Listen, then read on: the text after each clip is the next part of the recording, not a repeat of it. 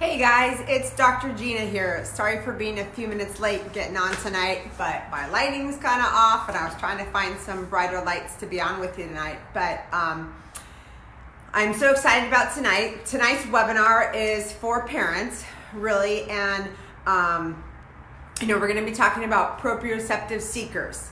So for those of you who don't know me, I am Dr. Gina Caserma. I'm a pediatric and prenatal chiropractor.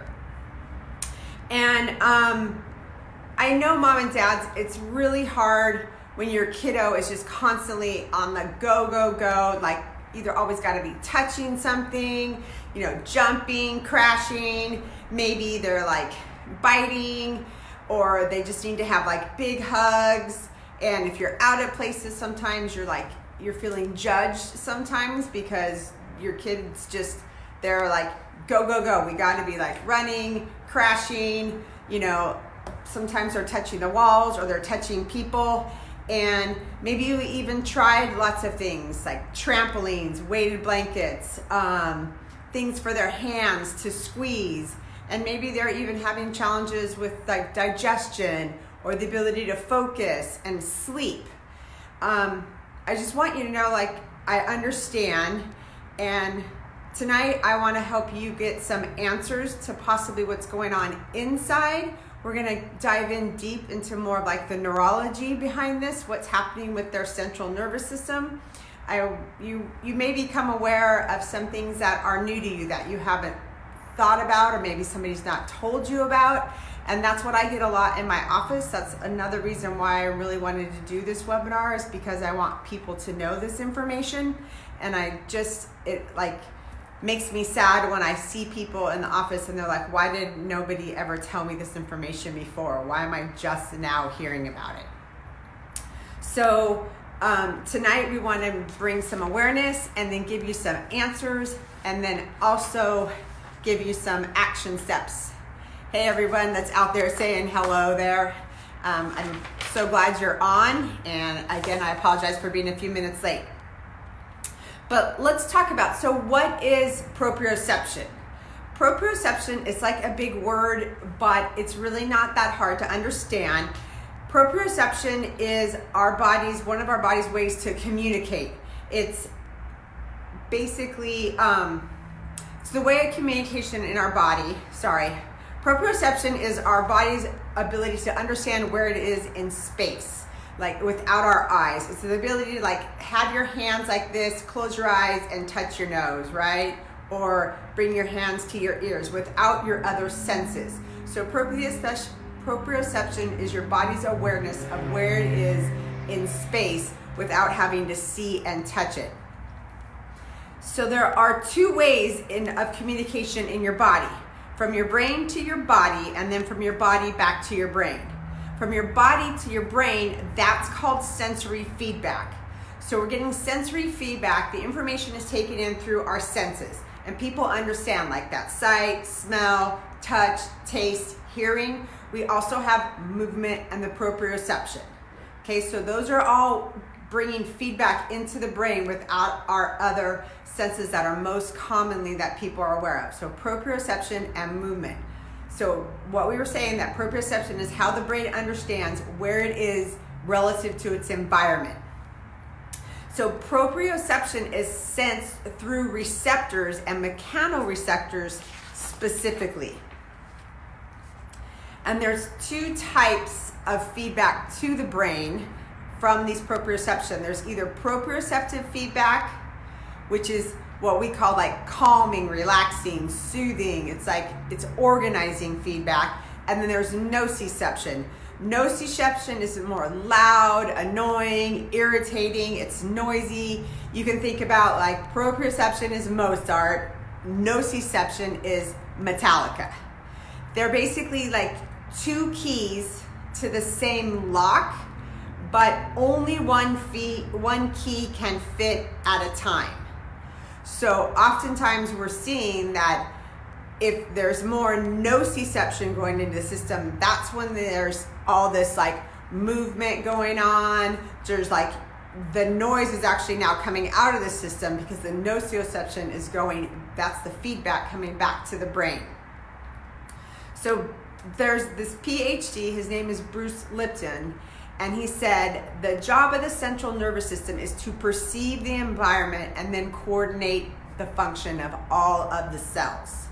So we're perceiving the environment through our senses, and proprioception is very important, especially to our ability to calm. It's sort of like why when you hold a baby, we naturally just kind of bounce, right? When we start to bounce, that's ability to calm the baby because they really can't move and do those things.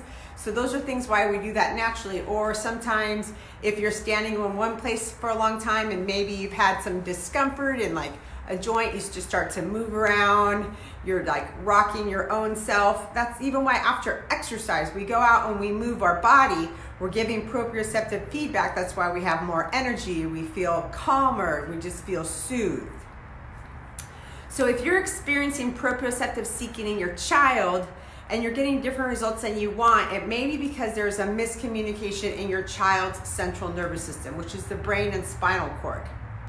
So if they're lacking natural proprioception coming in, then when your child doesn't have that naturally facilitated from the inside out, they're going to be trying to get movement into those proprioceptors somehow.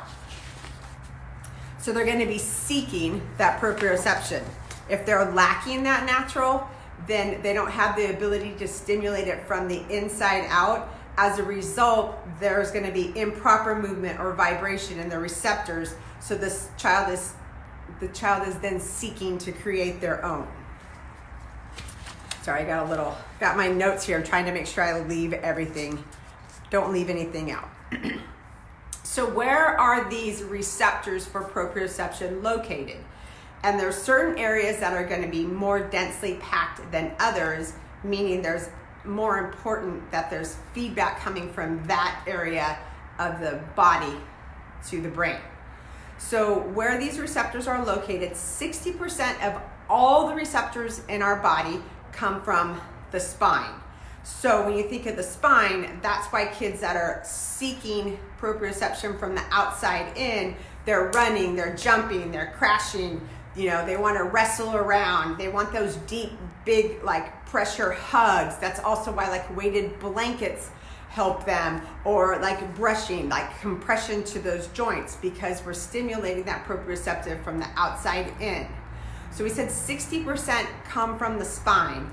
Of that 60%, over half, 33% of those are located in the neck, especially the upper cervical. So this is why a lot of times, especially when they're younger, we'll get head banging, tics, we'll get like neck jutting, they're doing this all the time, or they'll be biting, chewing, yelling, grinding their teeth, because the other areas of the spine that are all very much loaded with proprioceptive fibers are the jaw and the hands, feet, and groin. So that's also why they want to grab, stomp, like throw, or like, they got to touch everything in their environment. Think about, we said the body's proprioception is the body's awareness of where it's at in space without our eyes. So if you were in a dark room, what do we usually do? We're like, and the lights are, the lights are off and you can't really see, you're like touching on the walls or you're touching things.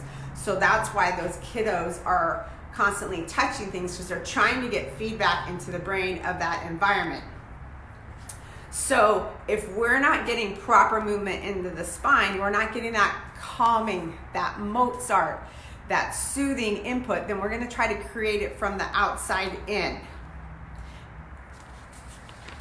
So this is what's so cool about chiropractic, because it's natural, but it's gonna allow us to locate and find areas in the spine that possibly aren't moving right, and they're not creating the proper feedback for your kiddos, and sometimes even for ourselves. That's why I'm so passionate about it, because we see so much help and so much calming. We get the feedback from our moms all the time, like, oh, he slept through the night. I'm going to share a little story, because I'm going to talk about our technology that we use, how we can see what's going on in that nervous system. So what chiropractic does, we can locate areas in the spine that aren't giving proper feedback to the brain, and how we help give it more feedback, we're going to create that feedback by the adjustments. Now we're going to induce proper signaling to the brain. And the really cool thing about this is over time it's going to allow healing, because over time the body's going to start to naturally facilitate the proprioception from within. So we don't need as much of that outside. So your kiddo becomes the hero in their own story, because now their body is providing the proper feedback. Because if they haven't been getting it from the spine, then they're not getting that calming and soothing information into the brain. So it's always trying to seek it from the outside in. Sorry, I'm moving my notes here. Sorry about that. Hey Stephanie, hi Nicholas. I see you out there. I'm gonna show you some of the scans of one of our kiddos but one of the questions, I wanted to go backward just a little bit, because one of the questions I get a lot from the parents is like, well, it's my kid, or sometimes like my baby's so fussy, what's going on? Like, why would they need to be bounced all the time? We know some of those kiddos need it more than others. And a lot of times damage can happen to those upper cervical spines back from birth. You know, birth is not an easy process, especially if there was more stress, if there was possibly a C-section, or they used forceps, like those long labors too. You know, we really want to see our moms labor for about, like in the pushing phase, like 15 to 20 minutes. And sometimes that can go on for hours. So that's a lot of stress and tension in this upper neck area. That's just why, like, the neck is really important for proper feedback. That's why they tell us to hold the baby's head so nicely and not allowing it to flop all over the place.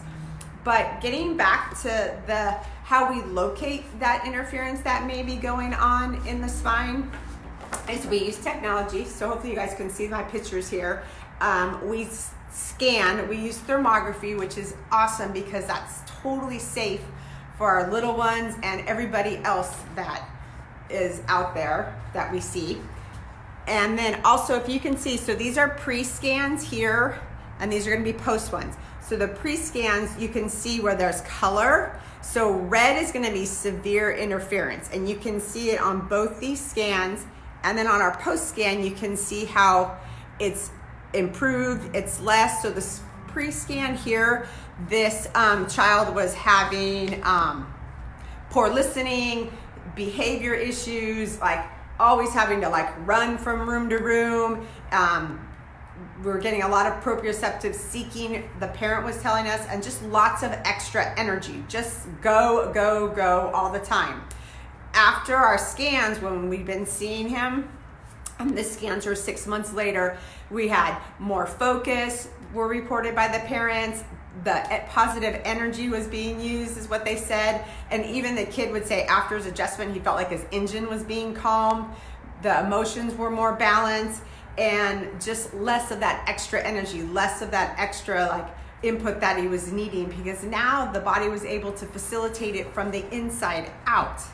So it's really important for that proprioception because it's calming. It's that Mozart to the system, but it also helps give feedback to the brain. It's going to help it wire correctly.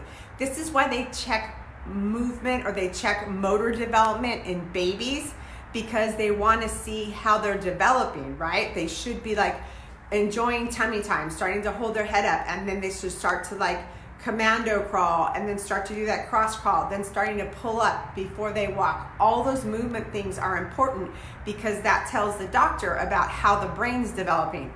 But when we don't see that proper proprioception from the beginning, that's when we can start to see maybe patterns developing that we'll see more sensory seeking later. All right, if you guys have any questions, feel free to post. But if you guys aren't local to us here in like El Cajon and San Diego, feel free to still reach out to my office. You can email, you can call, you can direct message us, because we can find somebody to help you, because we're part of the National Family Wellness Alliance.